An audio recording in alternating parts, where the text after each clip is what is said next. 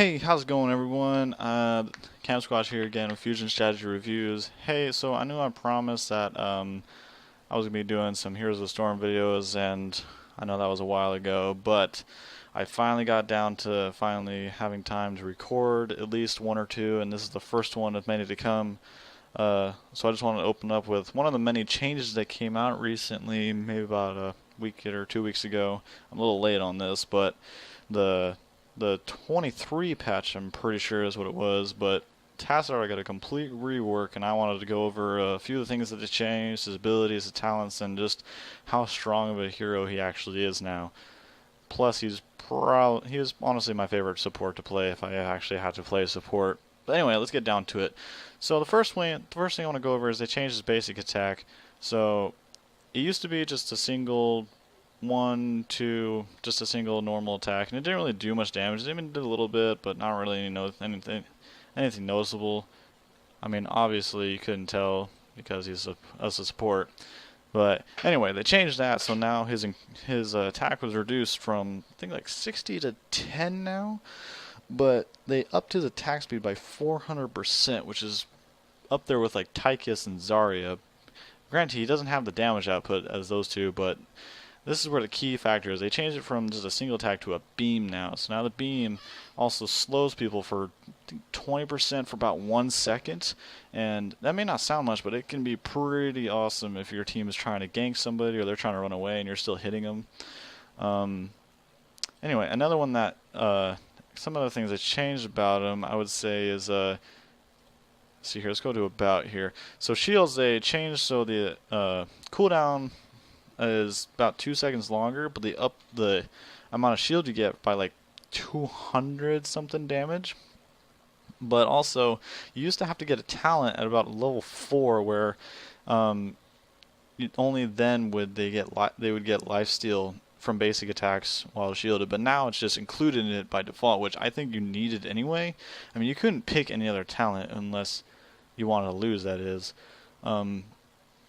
So that's pretty awesome. That he needed that and then also with the storm, they changed that so it did more damage, like as longer as the person stayed in, rather than just a base damage, which I think is better.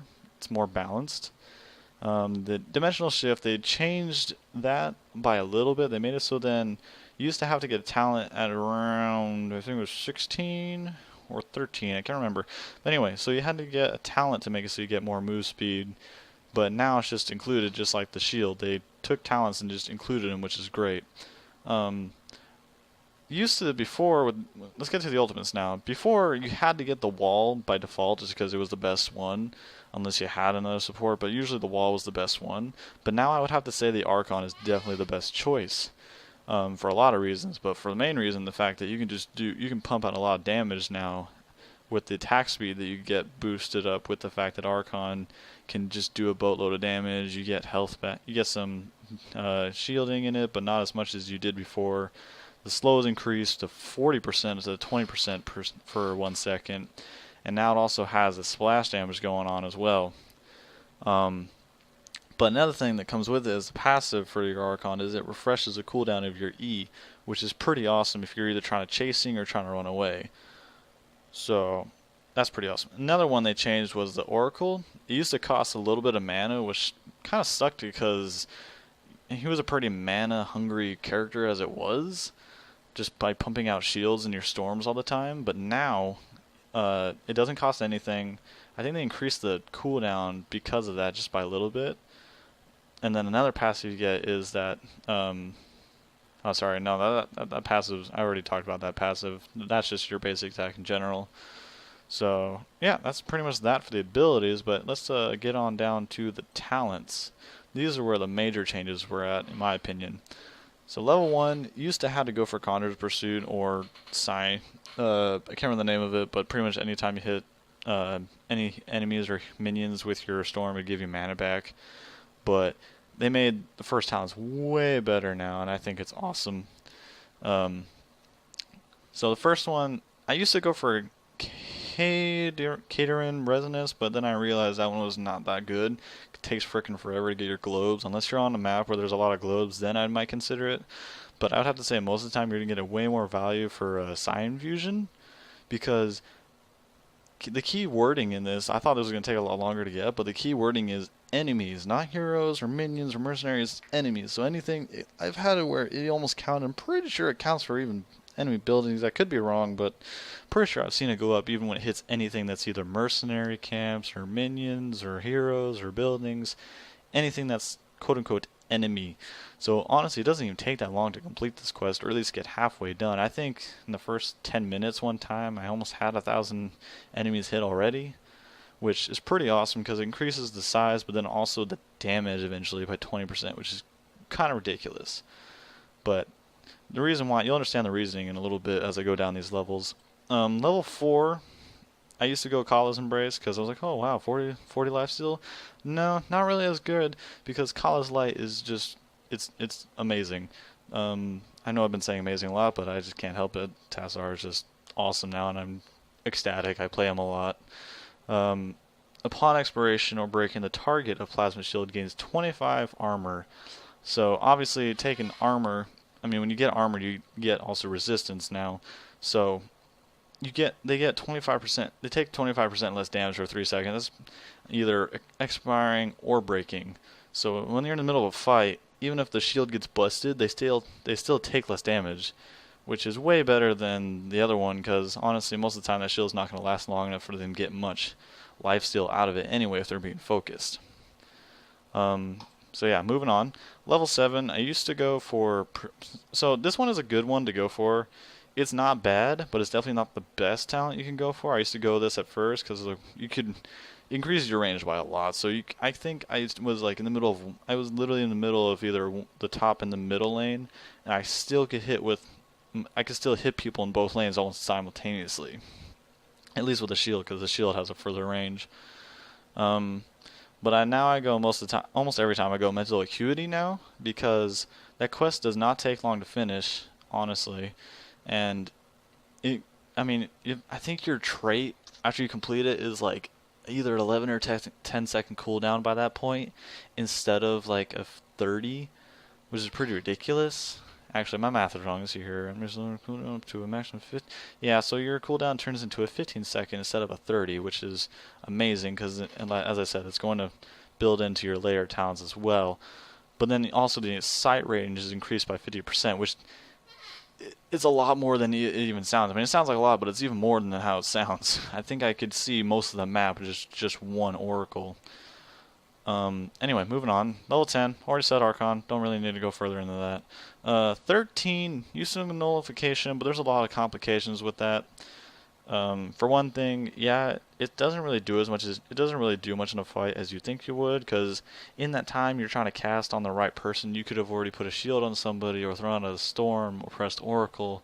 There's so many other things you could have done at that same time, and then most of the time when I do that, it just, like I said, wastes time, or I have to get close enough to be able to get nullification on the right person, and honestly I get myself killed half the time when I do that. Which is way worse than just not doing it. The other reason is because level 7, like I said, Mental Acuity, builds into this next one is Dune's Wisdom, which is way more powerful.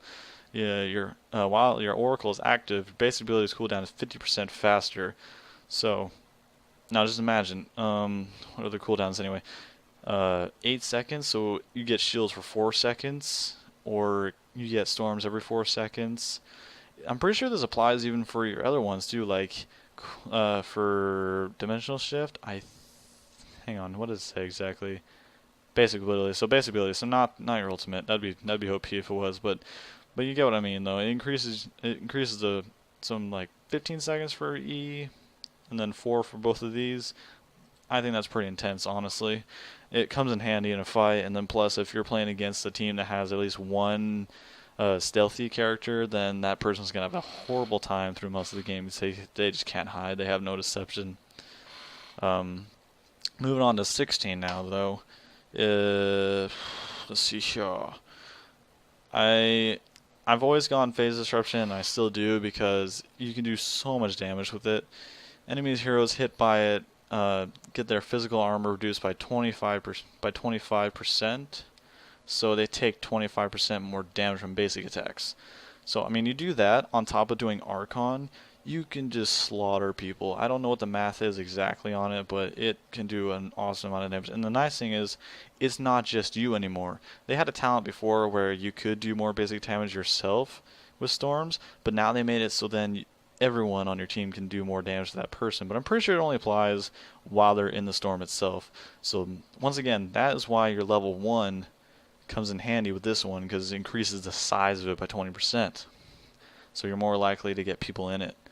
Alright, for the last one, this one is pretty much the obvious choice. Twilight Archon is probably his most overpowered one, in my opinion, because once you pop the ultimate, it does exactly what it says. It refreshes the duration of your ultimate.